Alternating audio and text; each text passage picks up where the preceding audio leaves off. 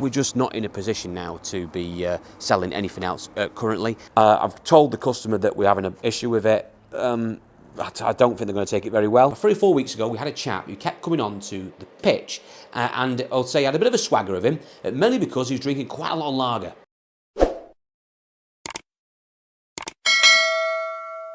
Today's video is sponsored by HelloFresh. Now, those of you who don't know what HelloFresh is, it is a meal plan service which delivers fresh, quality ingredients to your door. Now, if you're a bit like me and got a very busy lifestyle, it is very difficult to sometimes sit down and be able to cook yourself fresh meals because you haven't got the time to go out and get the ingredients. So I end up going home and basically grabbing micro meals and stuff like that and basically just eating really unhealthily. However, since discovering HelloFresh, that has radically changed, because not only do I enjoy cooking again, but also not having to worry when I get in that I've got the fresh quality ingredients available to make lovely tasty meals. They have meals available from just literally £1.62 per portion, and a huge range of choice of meals available. Now, I admit I was a little bit sceptical when I got my first HelloFresh box, but you know what? I wouldn't change it now because I actually enjoy cooking food again, and I'm trying out new foods that I just never would have even attempted to try and cook before. So if you're looking for fresh, cost-effective meal plans, affordable, with no waste, then I must recommend HelloFresh to you.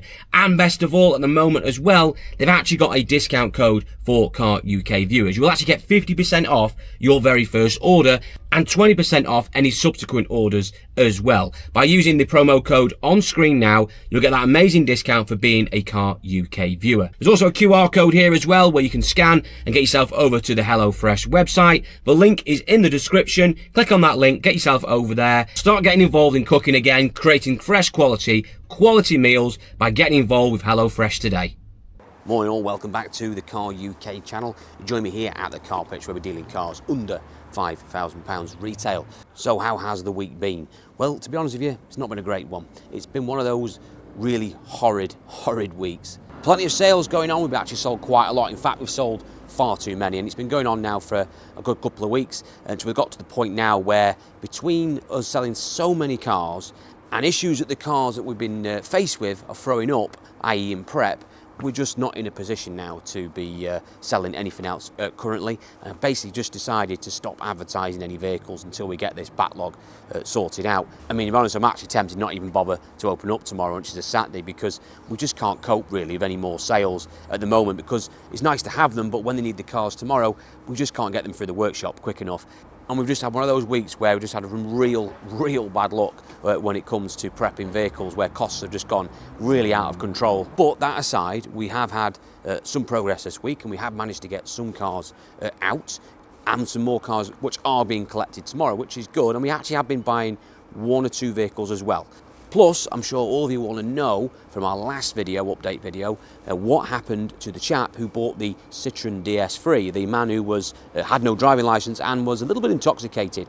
Did he come through? Did he buy that Citroën? Well, I'll let you know later on. But first of all, let me show you around the pitch and what's been going on.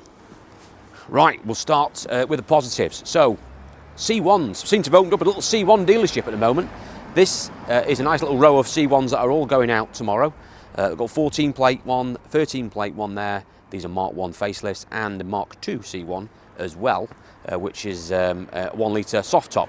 All going out tomorrow. To be honest with you, these have been a doddle to fix. They don't give us many issues, these. There is nothing that we don't know about C1s and 107s and IGOs, so these aren't too bad to sort out. I think one of them, which one was it? That one had to have a clutch in it.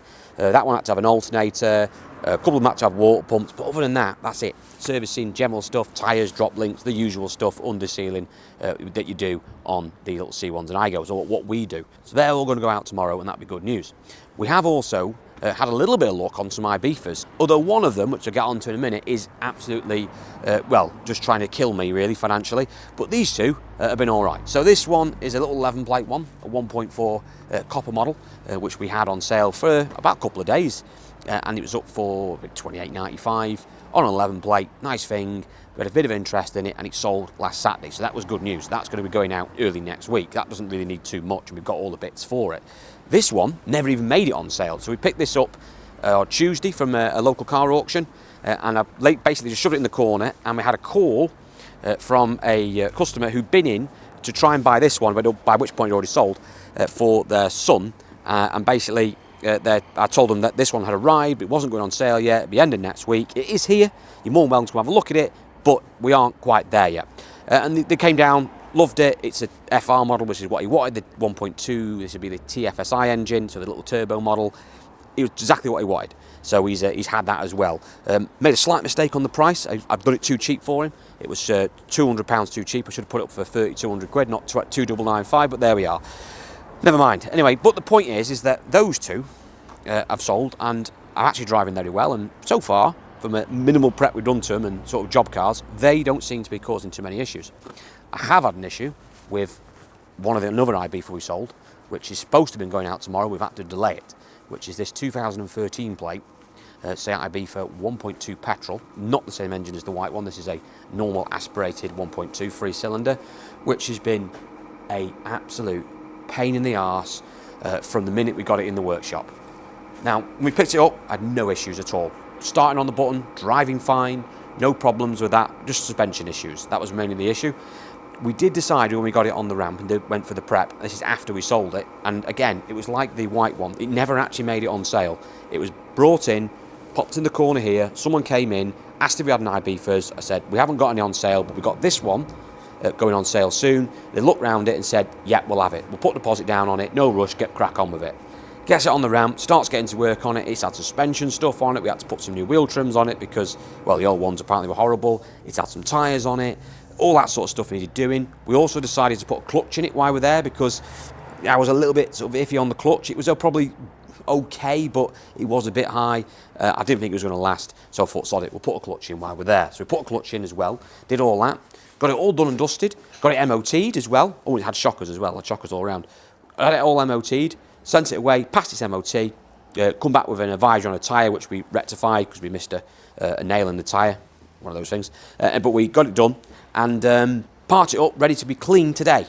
Valet starts it today, turns it over, won't start. Literally just spinning over, will not fire. But the second you then turn it off and then start it up again, fires immediately. Bit concerning because we've actually put a timing chain on this as well a few days earlier because it had a little bit of a rattle on startup. And I know from these 1.2s, 3-cylinders, from experience that they are, well, not great when it comes to timing chains. If they start rattling, they're not going to last long. I've seen a few of these go wrong. So we just put chains on them. The 90 quid, they're not worth the messing about with. So we had a chain on it, it's had a clutch in it, it's had ruck suspension stuff. So then to have it then not started on the button was a bit concerning. We've gone back, checked all the work, checked all the timing, no issues at all. No issues on that side of it. It's all absolutely perfect. We're now scratching our heads of it as to why this is now not starting. We've tried crank sensor, we've had a spare crank sensor, we've tried that. We've took a camshaft sensor off another one, checked that, none of it. It's not making any difference, not throwing up any codes, nothing. No timing issues, it drives spot on, it just now and then will not start when it's supposed to. So now, if the key somewhere, it's actually in the barrel now. If I try and start it now, I bet it will prove me wrong now, but let's just try and start it. Nothing. Turn it off, start it up again, and I guarantee you, put the house on it, this will start. And that's basically what it does. And now, if we turn it off again, do the same thing again, it'll restart, no problem. And it'll keep doing that until you leave it for about a minute or so, or if we try and force it, off and on again.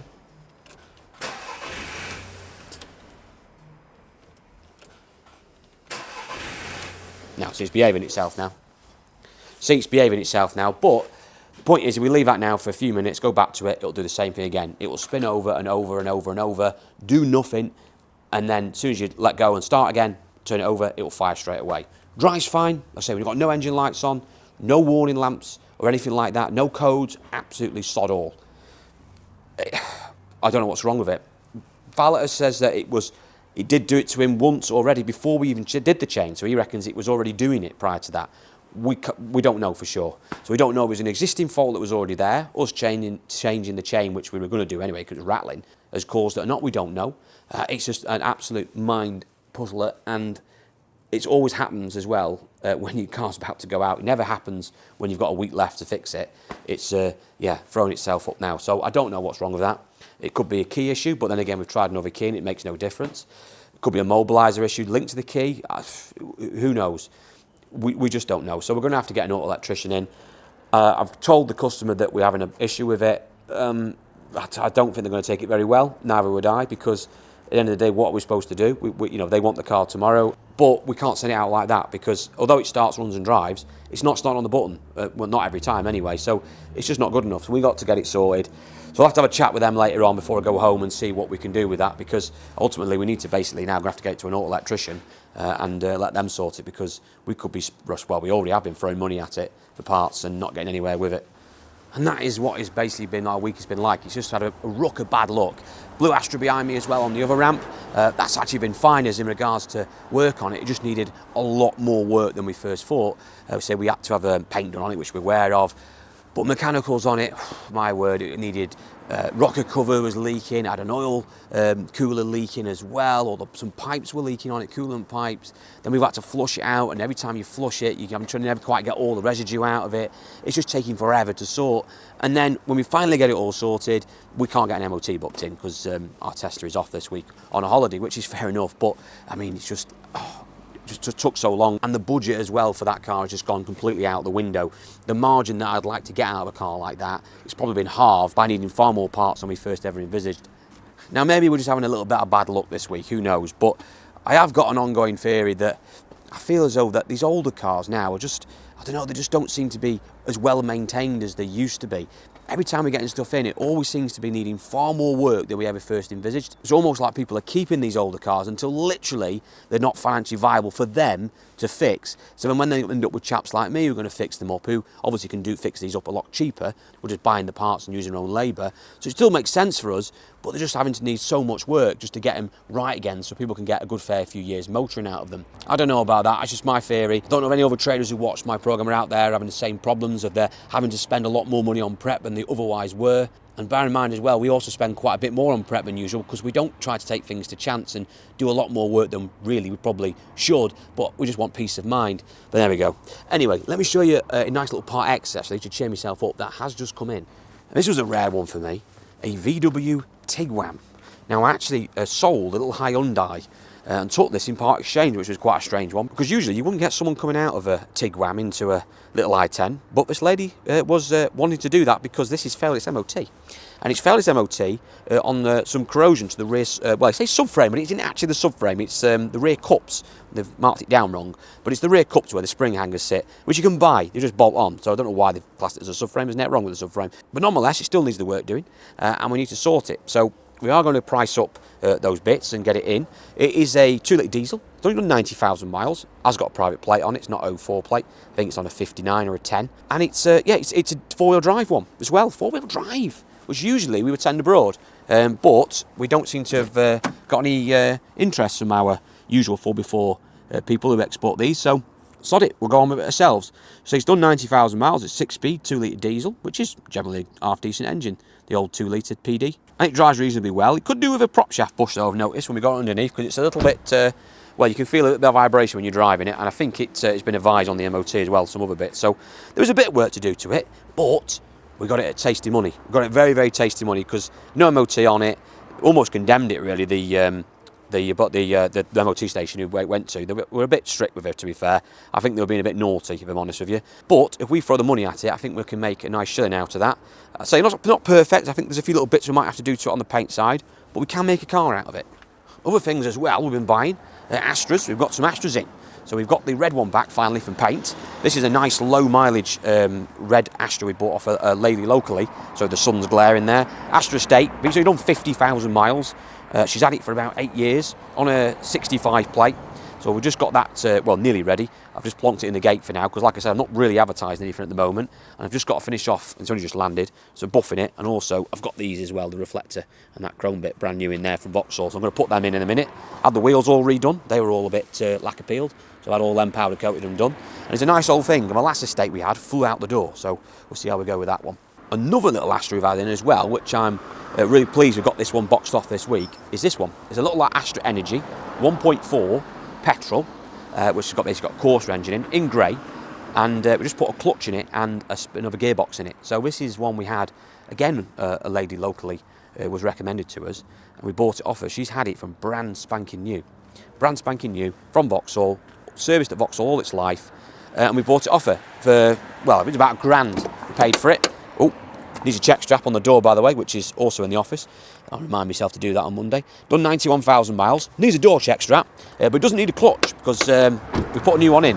And also another gearbox, because it's needed a gearbox, 5-speed manual, which is quite odd because the 5-speed boxes are usually very, very good in these. In fact, I can't recall ever putting a 5-speed box in a Vauxhall. 6-speed ones were terrible, but the 5-speed, very, very good. But needed a box, so we manged up, got a box for it, very, very cheap, because my chap who breaks these was amazed I actually wanted one, and I was amazed he actually had one, because I say no one ever asked for a 5-speed Vauxhall box, but it was gone for whatever reason.